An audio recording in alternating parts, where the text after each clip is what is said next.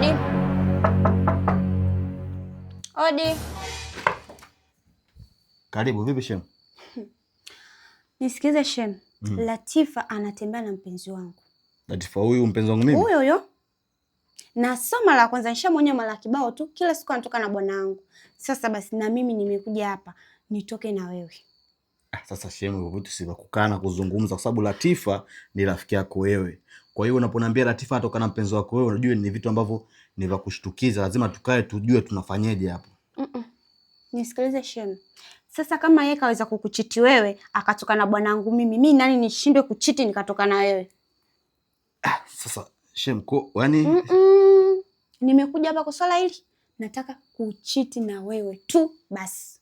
Hamna Shem, unajua mimi naye tunaheshimiana sana, alafu lazima hivi vitu kama hivyo vimetokea, mwenyewe pia nimeshangaa kwa sababu mpenzi wangu namhudumia ananichiti, lazima pia nijiulize. Kwa lazima tutafute mbinu nyingine.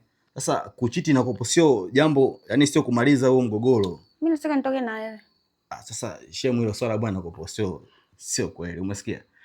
Mimi ndo nishakuja hapa, nataka nitoke na wewe. Siondoki, tuingie ndani. Yaani umejipanga yani kwamba kuja?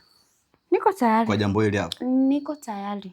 Lakini unajua hasira sometimes lazima utulie chini ili madi kupata majibu sahihi. Yaani kutoka na mimi na kopo sio swala la kumaliza hasira zako kwa sababu kama ina maana unitaki. Yaani umesikia Shemu? Unitaki na kuuliza unitaki? Yaani ipo hivi. Subiri Shemu, subiri basi. Unajua Latifa amesafiri. Tumsubiri basi arudi. Mimi nitaweka kikao kati yangu mimi, wewe na Latifa ili tujue tunamaliza vipi mgogoro. Tupate mwafaka. Kabla ya kuweka hicho kikao, atatukuta ndani. Sasa umesikia? Shem, njoo basi njoo. Subiri Shem, subiri basi. Unajua kuna vitu vingine lazima utulie. Yaani lazima havihitaji mwelekeo wa hasira. Unanikata, mistaki. Basi pole. Sasa inajua ile swali limekuumiza sana kwa sababu mpenzi wako mnapendana, afu Latifa amefanya sio kitu kizuri alichokifanya. Au kama vipi, subiri mimi nitaongea na Latifa. Nitampigia simu Latifa.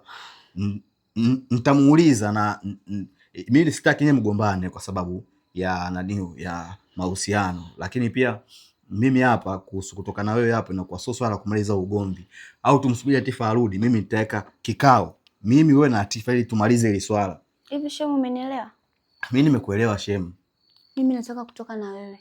Sasa Shemu, mimi nakuheshimu, wewe shemeji yangu. Sasa yeye mbona hajamheshimu bwanangu?